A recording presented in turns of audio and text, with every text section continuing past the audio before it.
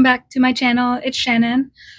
So Grymveil Tales was the first book that we published through Chaos and Ink Books. It's a collection of some of my short stories that I wrote based in an alternate universe where folklore and mythology are all real and a part of everyday life. And I kind of wanted to go through like why I did that and what you can expect from the stories in there, because I have mentioned before that they are weird. Like I get two kinds of responses. Either the two responses that I generally get on this book is that was really weird and not for me, or I really loved this book. Which I think is true for a lot of books, so I'm not upset by that at all. Not every book is for every person, and that's perfectly fine. There's room in the world for all the books. So a little background on where Grymveil Tales came from. My mom and I lived like 3 or 4 states away from the rest of my family. I grew up in Illinois and the rest of my family is in Texas. So every summer, instead of being able to like hang out with my friends all summer long, I would go down to Texas and spend the summer with my extended family down there. And a lot of that time was spent at my grandmother's house, and she had tons and tons of books from like 100 years ago. She had books from like the 1880s to the 1950s was the majority of her collection. And in that collection were a lot of fairy tales, and not just Grimm's and Hans Christian Andersen and all of them, but like people I've never heard of before or since. Little fairy tales that would have been in periodicals during the time, but these authors never became famous, never wrote a novel or anything like that. So, stuff that just is really obscure. But I enjoyed reading them. I really enjoy fairy tales and parables. I don't know why. I think it's because they have that whimsy but darkness to them as well, and I really enjoy that blend. And because like most fairy tales don't have happy endings, like horrible things happen to the characters, and they're warnings of like how not to be, like don't let this happen to you. And even Grimm's, especially, I have a collection of Grimm's Grimmest, and it's an unabridged collection of some of the tales that were quite violent and dark. And yeah. So one of the things that feedback I have gotten on this is that it's too dark, that fairy tales are supposed to be Disney and Pixar, DreamWorks, that kind of thing, really, really fluffy and happy and feel good. And this is not a cozy. It's not a horror book, but it's also not designed as a cozy. It really kind of is inspired by those classic fairy tales that I read. But with a lot of modern sensibility. So it's not so much a warning as how not to behave, as it is just like my interpretation of what life would be like if fairy creatures, folklore creatures, mythological creatures were all real and living with us. So this is book 1. I'm working on the second volume now. I don't have a release date for it yet, but I will get that out as soon as I can. I'm going to have 3 altogether. So this one's kind of a mixed bag. There's some that are kind of funny and some that are really dark. Then my book 2 is going to be fairly lighter. That's the title. And it's going to be much more humorous takes, a lot more lighthearted. And then the third is going to be called A Night Darker, where they are the darker ones, that do not have any kind of happy ending whatsoever. It took me a while to figure out how to describe this book, because how I see it is not how everyone else sees it.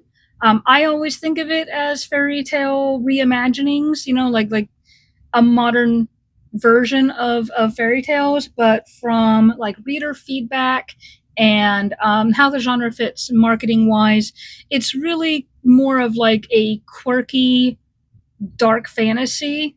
It has like body horror elements. There is some humor in there too. There's some quirky fantasy mix. It's just a big old blend of what the hell. And I enjoyed writing every single one of these, and I hope, I'm so thrilled when people have enjoyed reading them, because that's why I write, to entertain. I'm not looking to pen the next literary masterpiece. I just feel, a lot of reading a lot of times is escapism, and that's how I've always used it, to travel to fantastic worlds and experience wondrous things. And so that's why I write, to try to give those feelings to others. I'm certainly not trying to change the world with any of it. So I wanted to go through a couple of like what I have written about in here. So the first story is a fairy godmother who does not want to be a fairy godmother anymore. And there's, so there's her character development is the whole basis of that short story. And then there's a teenager who has to complete like just a silly hazing dare where, the kids will like dare you to stay in a haunted house for a night or whatever. And that's what they have to do. And so the story is about their night in the haunted house. What if a mythological creature was the host of a game show? There's let's see. Playing with alchemy. What happens if a zombie goes wild in a fairy circus and you have to hire a monster hunter to get rid of it? And the zombie is also an ogre, so challenging. And then there's a story about a reaper who reaps the wrong person and trips over herself trying to correct the mistake. And then there's a kind of a steampunkish take, because it takes place in the 1800s, but it's the same world. And she has to rescue kidnapped children from a group of hags. Classic, hags that wanted to eat children. So that's what I have in there. They're not expected. I love putting twists in there. And so if you're looking for like cozy, fun, lighthearted, not for you. Don't read that.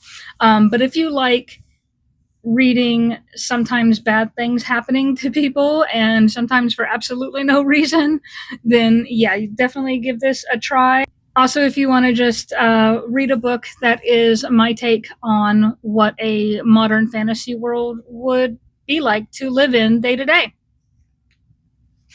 So with Grymveil setting as a setting, not as the book series, but as a setting, I do have several novels planned that I am working on.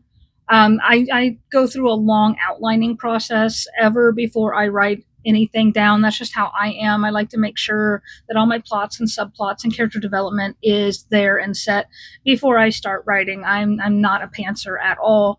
And I also have like a schedule of when I want to release things.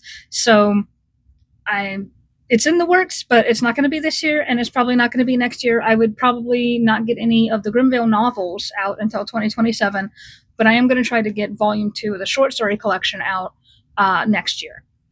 So yeah, I don't know. I just wanted to talk about it a little bit, and I really enjoy writing them. I think of them as cute, fun little romps. And I have to remind myself that I have a lot more dark humor. And, I'm really a horror fan and everything too. So I got to remind myself that what I think is fun, other people think is too dark. And that was, it was a harsh realization, really, to learn that, about how squeamish some people are. And there's nothing wrong with that. Like, if horror is not your bag, that is perfectly fine. Don't read it. Just like I'm not a huge fan of romance. I don't know.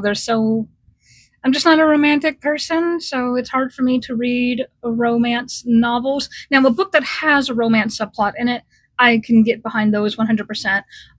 Especially like if it's more of a slow burn, because I find that more realistic. But novels where the main plot is romance, like I just can't do them anymore. I used to read them all the time as a teenager, and now it's just they just don't grab my attention anymore. So yeah, if horror's not your thing, don't read it.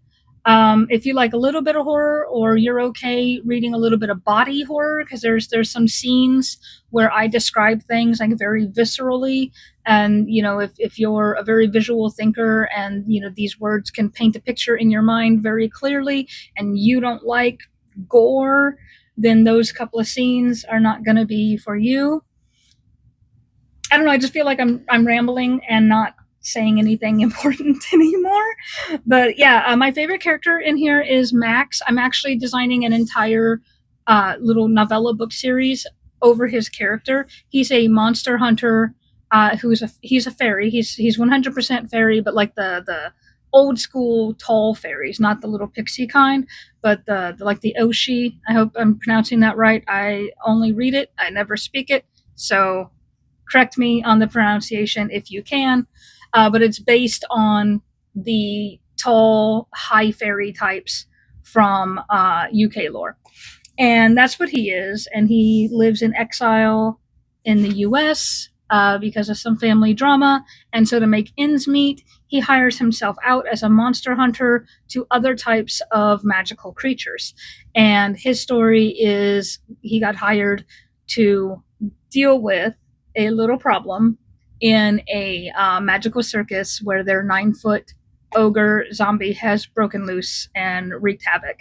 And so he has to go, and he's a fae, he's a fairy type, so he's very much into like nature and life and all that kind of thing. So he does not want to deal with a zombie. It makes him a little squeamish to be around like death, and especially unnatural death, where the Walking Dead kind of thing.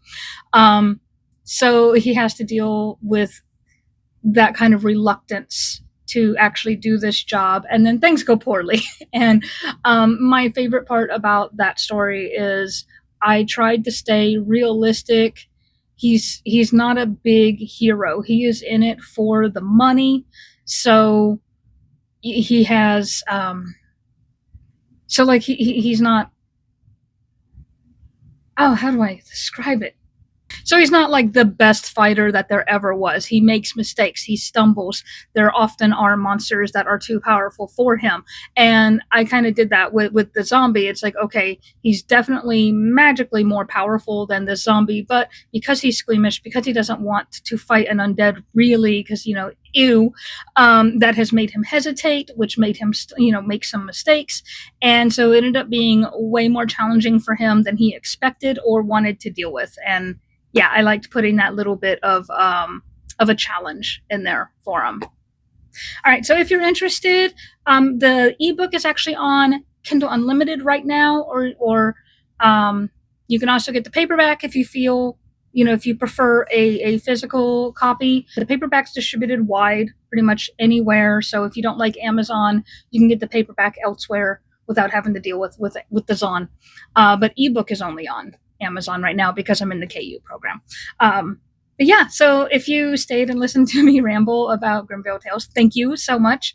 And I will be talking about the other project that I'm working on now later. And I hope to see you on my channel again. All right, bye.